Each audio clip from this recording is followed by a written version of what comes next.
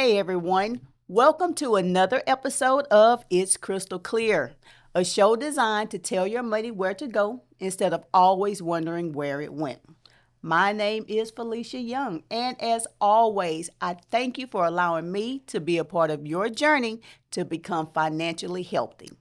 So, today's episode is called This or That. I have a question for you.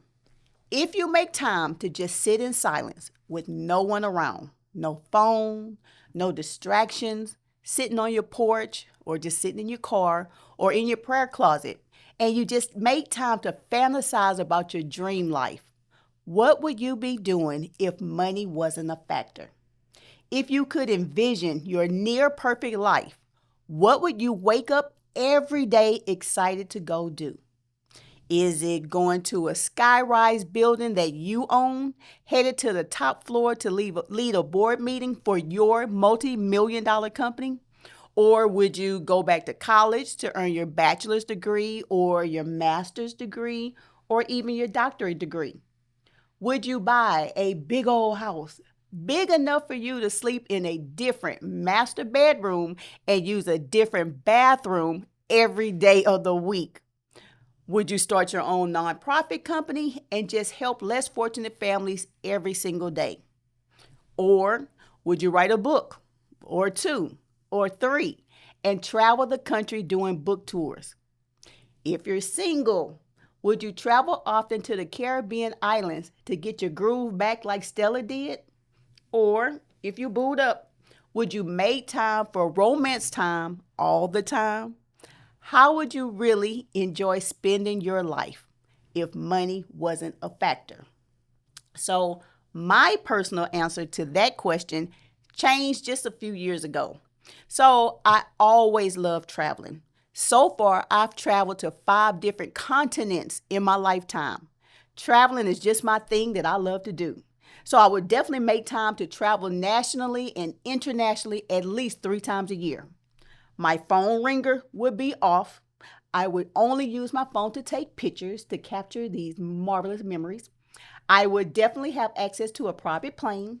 And sometimes I will make time to take my closest friends to the East Coast or maybe to the West Coast just to have lunch on the water.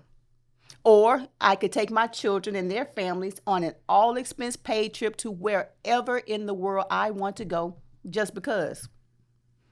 I would really make time to absorb the moments. So, I currently have a grandson, and ever since he's been born, my overactive, always busy schedule came to a screeching halt. Y'all, I'm so obsessed with this little kid. I'm enjoying watching him grow. I'm enjoying watching him learn. I'm enjoying watching him just simply enjoy life. And I know when I have more grandkids, that'll be a wrap. I'm going to want to spend all my time with each one of them. And I'm going to come to work as least as possible so I can do it. Y'all going to be out here developing your own communities because I'm going to be outside playing with all of my little babies. So I know I have an amazing life now. But if money were no object for me, it would be spectacular. So I'm asking, if money were not an object for you, would you be able to do all of that? Or are you forced to do this? Wake up day in and day out, get dressed, drive to a job that you can't even stand. You roll your eyes at your coworkers, you halfway speak to your boss. You don't like your customers, and you borderline can't stand your clients. And your paycheck is already spent before the 1st and before the 15th. You go home day in and day out. You're worn out, you're drained with hardly any energy or time to enjoy your family. Bills are piling up on that kitchen table, and you're constantly feeling stuck in a cycle that you can't escape from. If you had to choose between having that life with the traveling the world and getting your groove back, or starting your business or getting your degrees, or this life with having to constantly choose between which bill to pay this week, not excited when you wake up in the mornings to go to work, stressing about disconnect notices, eviction notice, repo notices, spending so many hours going to work and not having enough money left over to live a happy life. Which life do you envision for that? This one or that one? So, our story for the day comes from that exact question. I had a chance to meet Anthony and Melissa a few years ago. They have been married 8 years. They have two small, cute kids. They both work in corporate jobs and they make pretty decent money. They bought a nice home. They drive two nice cars. Because of their careers, they feel they have to dress a certain way. So they have tailored suits, designer dresses, pricey shoes, weekly hair appointments, everything charged on their credit cards that always hit the max fast. Because of the circle of people they spend time around, they feel they have to entertain this way. They have monthly parties. They have high-priced food, expensive drinks. They pick up the tab, all on their credit cards.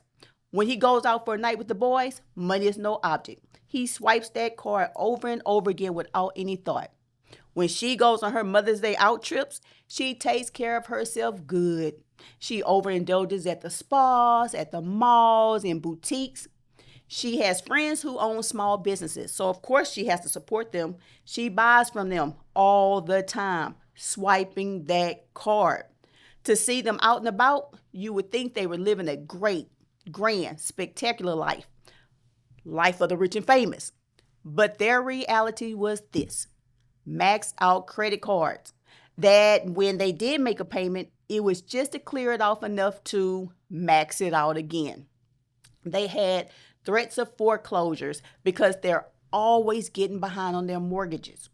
At least 4 or 5 times a year, they get disconnected bills from the utility companies because their utility statements are mixed in with the other bills in that pile on the kitchen table that they choose not to look at often. When they do look at the bills, World War III starts in their home.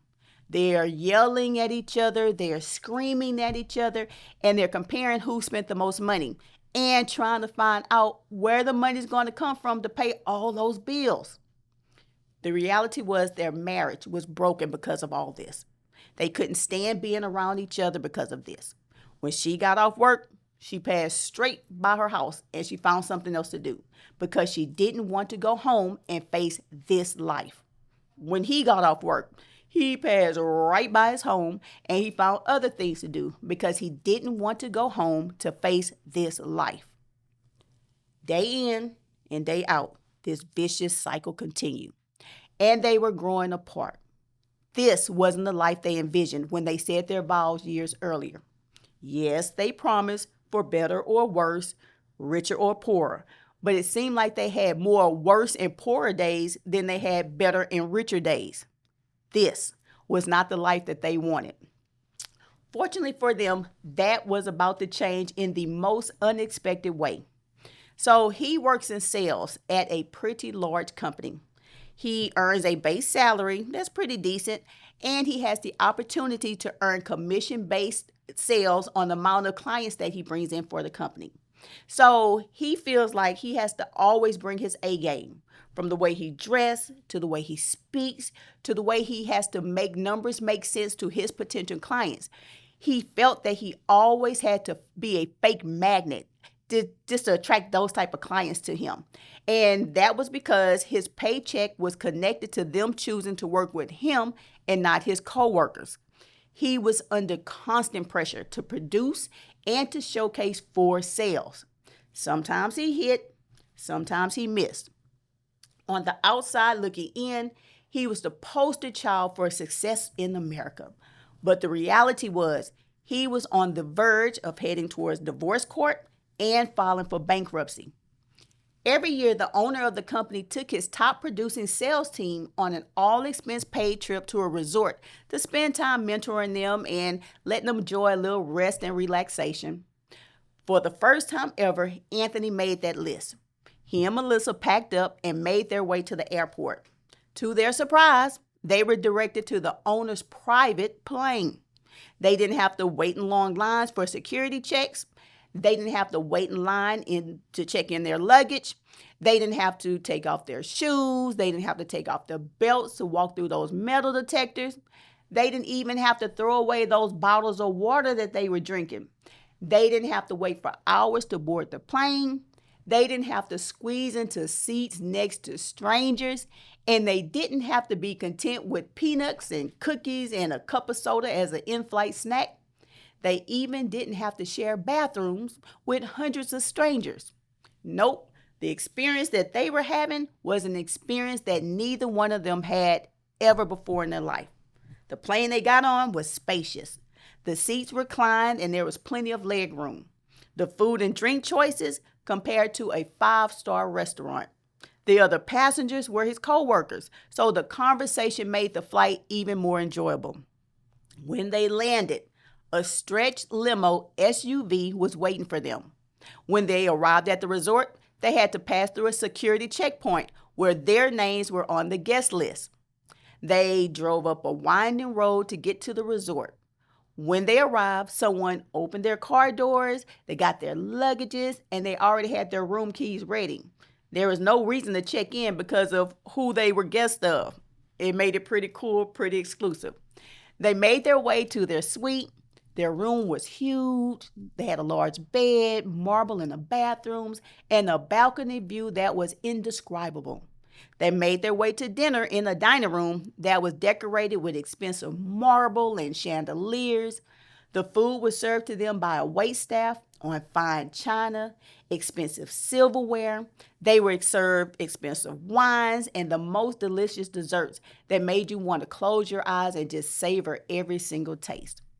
Everyone was given a packet with an itinerary of activities to choose from, ranging from golf, fishing, spa services, and one-on-one time with the owner to ask any questions that they had that they thought would make them better employees. So as Anthony and Melissa walked around the property, soaking in the view, Anthony admitted that he had an excitement in him that he has never had before. He loved this experience of the plane. The chauffeur driving the SUV, the hotel room, the food, the drinks, and he wanted to know how he could have that experience much more. When he had his turn to meet with the owner, he thought he would have 1,000 questions to ask. But the only thing he could get out was, how do I get all of that?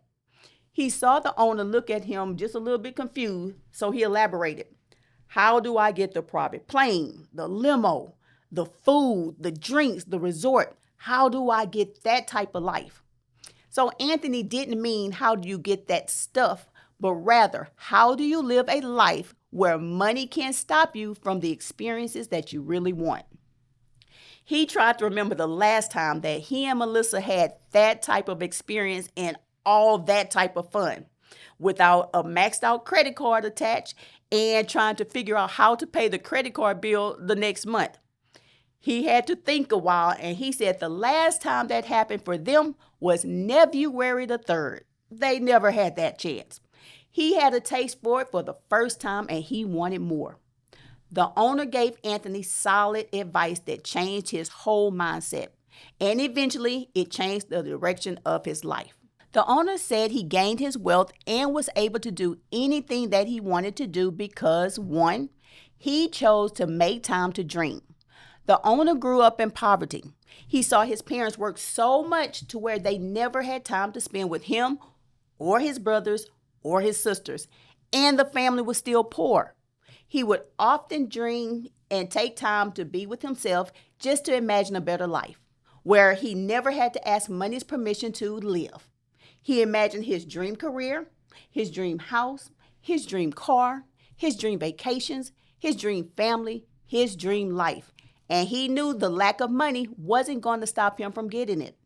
Number two, he chose to save. He said when he got a job, he was a teenager, and every time he got paid, he would put his money in a box to save it. He didn't spend any of his money unless it was absolutely necessary. He said he kept that same mindset as he got older. He put his savings into an interest-bearing account, and he took time to watch his money grow.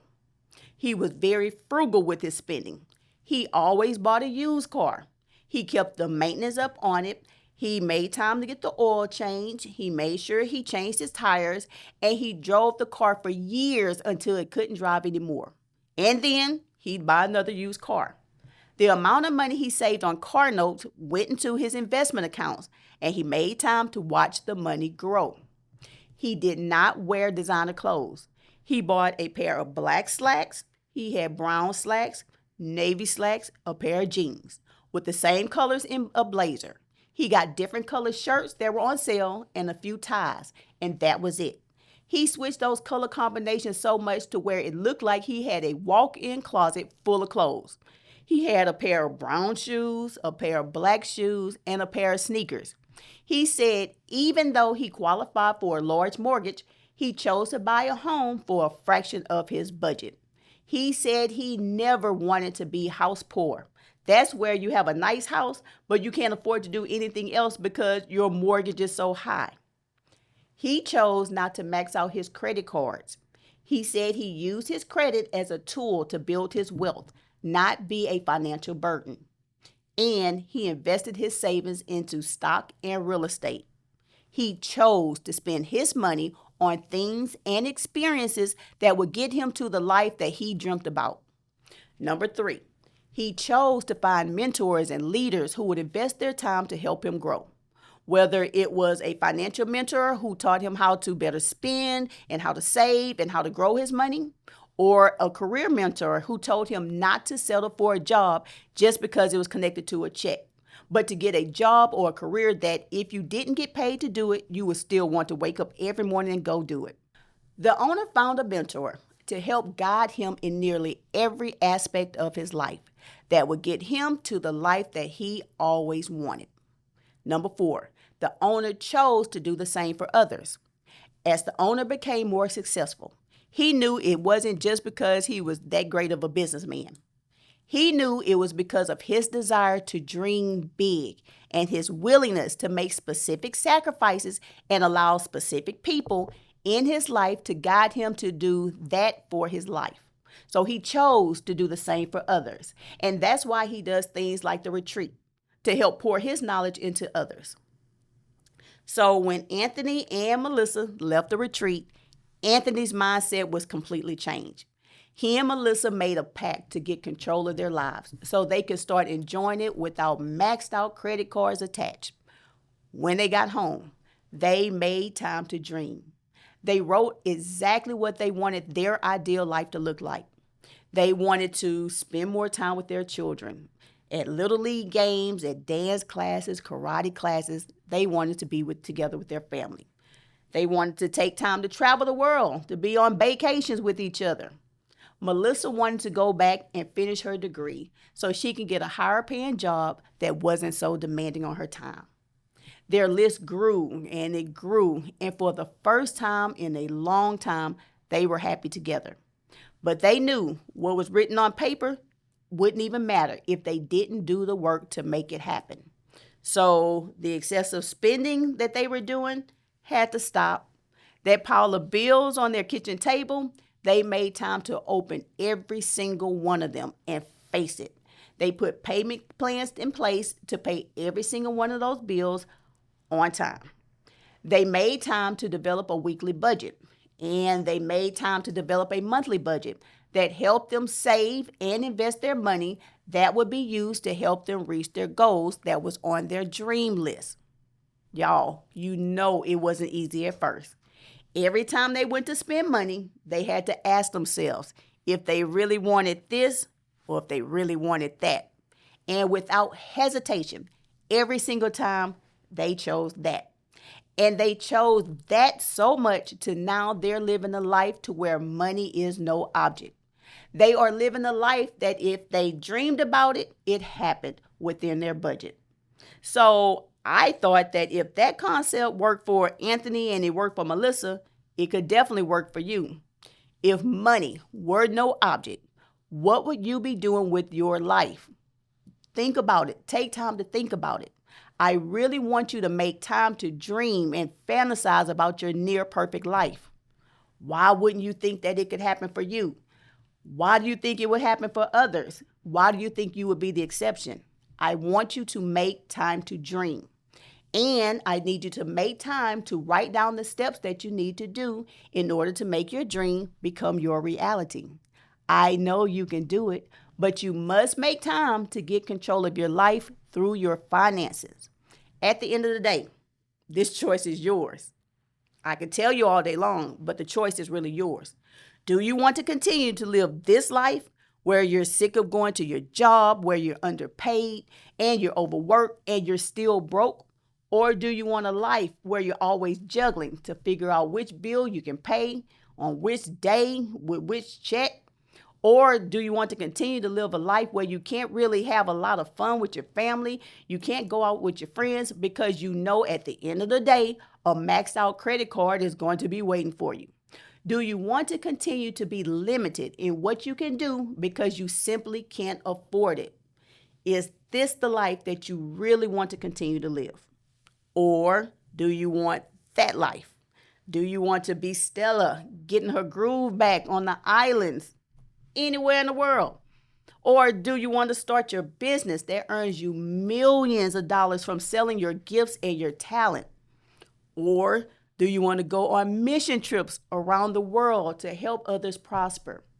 Or do you simply want to have time to sit in your backyard watching your children or your grandchildren run around and play without having to rush to your job to earn a paycheck, to pay bills, and still be broke? The choice is yours. Do you want this or do you want that? That's the question. So, this ends today's episode, and I hope that it was a blessing to you. I want you to make time to sit and write and execute the plan. You can do it, but you have to do it one step at a time. So remember, I am trying to reach a goal of helping people eliminate $25 million in debt this year. And I know that I can do it because you are helping me by participating in these assignments and sharing this podcast with your family and your friends who you want to see win as well. Remember, we're on Spotify, we're on Apple, and we're on YouTube. As always, I want to thank my behind-the-scenes team for all that they do to make this podcast possible. And I want to thank each and every one of you for tuning in every week to get some nuggets that will help improve your life.